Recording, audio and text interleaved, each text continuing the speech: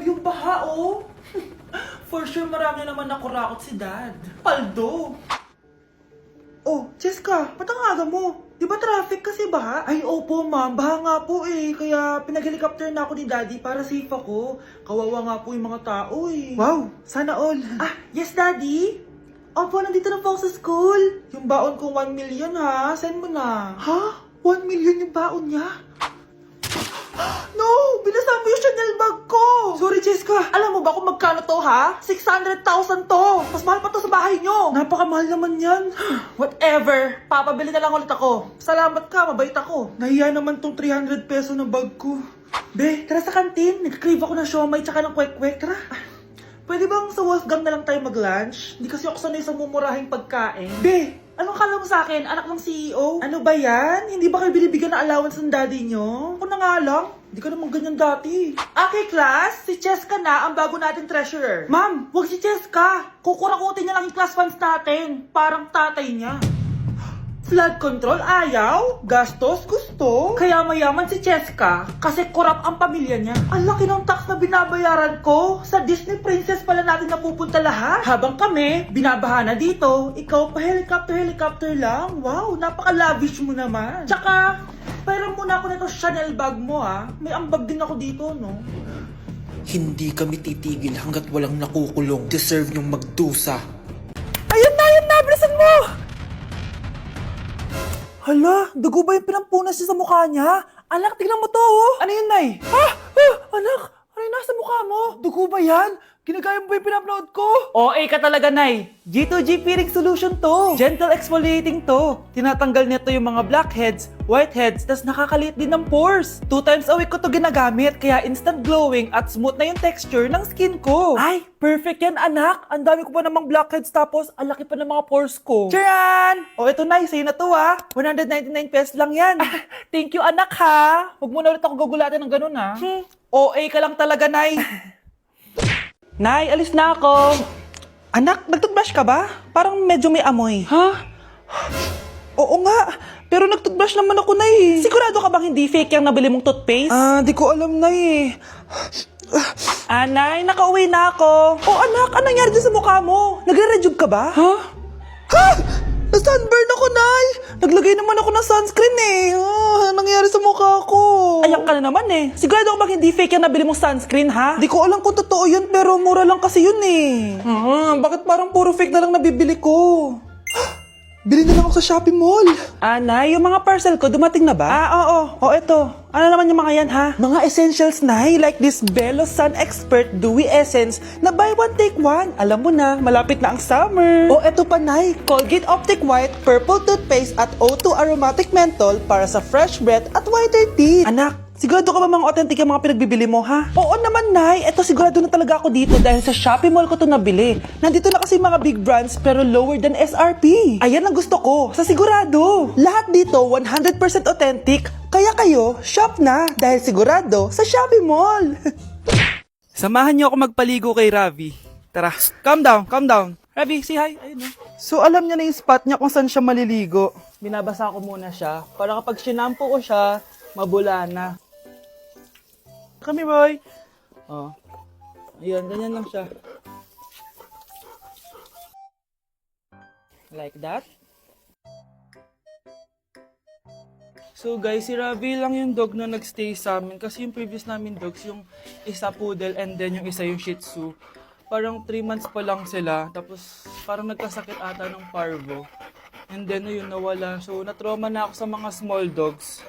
And then sakto, nung birthday ni Honey Bunch, nag-request siya for a golden retriever. Here's Ravi, nandito na siya. He's been around for 2 years na. And ang laki niya na, guys. Sobrang taba niya na. Do you like this massage? So ang goal namin is at least once a week, mapaliguan namin siya. So babanlawan na natin si Ravi. O go, come here boy. Hindi, iniwan na ako. Ken. Ito yung spot kasi kung saan dinadry ni Honey Bunch si Ravi eh. So, dito siya magdadry. Hi ka muna. Ayan na. Ravi, hi. Here, boy. O, come here. O, belly Ravi. Come here. Ravi. Gusto nyo lang binabelly rub siya, guys. O, belly Ravi. O, belly Ravi. Guys, ano? Belly Ravi. Belly Ravi. Belly Ravi. Say bye-bye. Tama na. Oh, wala na namang ulam? Mahal, pangako bukas may kakainin na tayo. Sinabi mo rin yan kahapon. Paano tong anak natin, ha? Paano natin ito bubuhayin? Mahal, please, magtulungan tayo. Makakaahon din tayo dito. Ayoko na. O ito, ikaw na maghalaga niyan. Mahal, please, wag mo naman kaming iwan. Babalik na ako sa dati kong buhay. Sa buhay na nakakakain ako na masarap. Sa buhay na nakakapag-party ako. Sa buhay na prinsesa ako. Ayoko na ng gantong buhay. Mahal, please, babawi ako. Kaya mo na yan. At wag na ako gugulin, ha? Anak, pangako hindi kita iiwan ha. Nandito lang ako para sa'yo. Hindi kita papabayaan. Okay, Mr. Ramon? Ma'am, tanggap na po ba ako sa trabaho? Sorry sir. Based sa resume mo, hindi ka pala nakapagtapos ng college. Ang hanap po namin is college graduate. Uy Ramon, mukhang galing ka sa interview ah. Natanggap ka? Hindi nga eh. Baka may alam kang pwede kong pasukan ng trabaho. Pwede ako. Sige, sabihan kita ha. Salamat Susan. Dami naman basura dito. Ramon, may hiring daw yung kakilala ko at pwede ka daw doon magtrabaho. Ha? Talaga? Sa wakas, mabibilin ko na lahat ng pangangailangan ng anak ko. May anak ka pala? Oo. Iniwan kami ng nanay niya dahil di niya kaya tong gantong buhay. Hayaan mo, hindi mo deserve yun. Wow, ang bilis. May pumalit na agad sa akin? Mali ka nang iniisip. Alam mo ba Ramon, nabibili ko na lahat ng gusto ko ngayon. Kumakain kami sa magandang restaurant at nakatira ako sa mansyon. Ha? Honey, tara na. Ipag-shopping pa kita mamaya. Baka malit pa tayo sa dinner natin. Okay honey, papunta na. At ikaw babae ka. Kung ayaw mong masira ang buhay mo, layuan mo yung lalaking yan.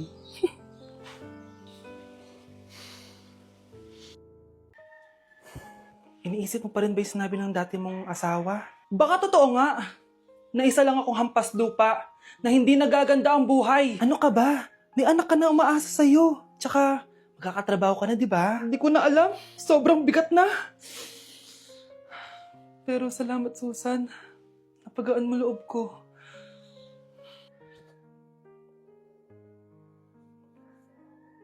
Hello, ma'am. Thank you for calling. How can I help you? Baby, wag ka muna umiyak, please. Sorry, ma'am. Ako muna bahala kay Scarlett, ha? Mag-focus ka lang dyan. Thank you, Susan. Yes, ma'am. I will help you. Scarlett, pagtanda mo, magiging proud sa'yo ang tatay mo. Tay, papasok na ako ng school, ha? Grabe na talaga, anak ko. Dalaga na talaga. Proud ako sa'yo, anak. Mas proud ako sa'yo, Tay. Kasi kahit sobrang hirap ng buhay natin dati, nakaya mo. O, tignan mo, manager ka na ngayon. Lahat ng ginagawa ko, anak, para sa'yo lahat to. Naku, ang sweet naman na magtatay. Sana, ikaw na lang naging nanay ko, Tita Susan. Ha? Ano ka ba, Scarlett? Oh, sige na, malilate na pala ako. Bye tayo, bye, Tita. Hi, first day of school. Sana maging masaya tong chapter ng buhay ko. Kailangan may picture ako. Hoy, cellphone ko! Akala mo ba makakatakas ka? Balik mo yan. Miss, cellphone mo ba to? Cellphone ko. At doon nagsimula ang kwento naming dalawa. Sa susunod kasi, mag-ingat ka. Salamat ha. Simula nun, palagi na kami sabay kumain. At syempre, nagsishare ng baon. Palagi din kami tumatambay pag walang teacher at pinagchichismisan namin ang mga classmates namin. Sabay din kami umuwi hanggang sa... Uy, Scarlett! Tara, sabay na tayo umuwi. Sige, tara. Kunin ko lang yung mga gamit ko, ha? Oh, kanino galing yan? Ito, binigay nung crush ko. Wow, ganda. Oh, tara na, uwi na tayo, ha?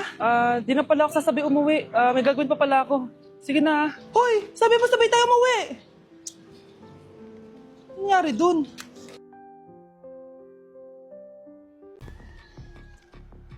Balita ko, dyan nagtatrabaho yung dati kong asawa. Siguraduhin yung masisisante nyo yan. Dahil ayaw ko ng peste sa kumpanya ng asawa ko. Naintindihan? Susan, alam mo, feel ko talaga mapopromote na ako anytime. Kasi sabi ng manager namin, isa ako sa pinakamagaling sa amin. Ngayon pa lang, congrats na kita. Simula pa lang, alam ko naman na kaya mo. Alam mo, okay din pala na hiniwalay na ako ng asawa ko. At this ngayon, alam ko talaga kung anong habol niya sa akin. Yun ay pera. Madami pang ibang babae dyan, ano ka ba? Tsaka ang importante ngayon, nakafocus ka sa pagpapaganda ng buhay nyo. Oh, luto na to. Kain na tayo. Yes po, ma'am. Okay po. Ma'am, i-hold ko po muna kayo, ha? Wait for a while. Sino itong tumatawag? Sir Ramon, may bad news po ako sa'yo. Ayaw ka po ng boss namin. Ano? Kaya tatanggalin ka sa trabaho. Anong tanggal na ako sa trabaho, ha? Utos lang po sa amin. Hindi pwede yun! Sorry sir, humanap ka na lang po na ibang trabaho. Bakit puro na lang kamalasan dumadating sa buhay ko? Ay. Si Michael ba yun? Michael! Scarlett? Bakit pinauna mo ako umuwi kahapon? Eh, di ba palagi tayo sabay umuwi? May ginawa ako. Tsaka baka magselos yung nagbigay ng bulaklak sa'yo. Para ka namang ano dyan? Tsaka alam mo, na-realize ko, hindi ko na pala siya crush. Tara na nga, manood na lang tayo ng movie sa bahay, yung horror. Sige na nga. Michael? Ma? Ano ginagawa mo dito, ha? Get in the car, uuwi na tayo. Di ba sabi ko sa'yo, nababoard ako sa bahay, kaya umalis ako? Michael, siya yung nanay mo. Kilala mo nanay ko? At sino naman tong babaeng kasama mo, ha?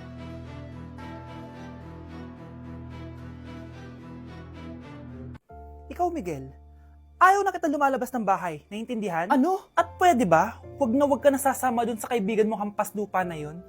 Dahil ayaw ko ng ganong klaseng tao ang magiging kaibigan mo. Ma! Para sumasobra ka na ata! Sobra na ako nasasakal sa'yo! Tsaka tumatanda na ako! Anak pa din kita! At nanay mo ko. Kaya sundin mo ang gusto ko. Pero Nay, gusto ko si Scarlett. Parehas kami ng nanay ni Michael. So ibig sabihin nun, magkapatid kami? Sinong kapatid mo, anak? Wala po, Tay. Bakit po? Anak, wala na ako sa trabaho. Tay, pero wag ka mag-alala, anak. Iisip ako ng paraan. Hindi tayo maghihirap. Magtutulungan tayo dito, Tay, ha? Kaya natin to. Salamat, anak. Susan, sure ka ba dito? Last money ko na kasi to, eh. Magtiwala ka lang, Ramon. Para sa anak mo. O, ito na mga pinagawa mo, ha? Magbenta na tayo. Tara na. Sige, tara. Scarlett, ayaw sa'yo ng nanay ko. Ayaw niya akong magipagkaibigan sa'yo. Pero hindi niya ako mapipigilan.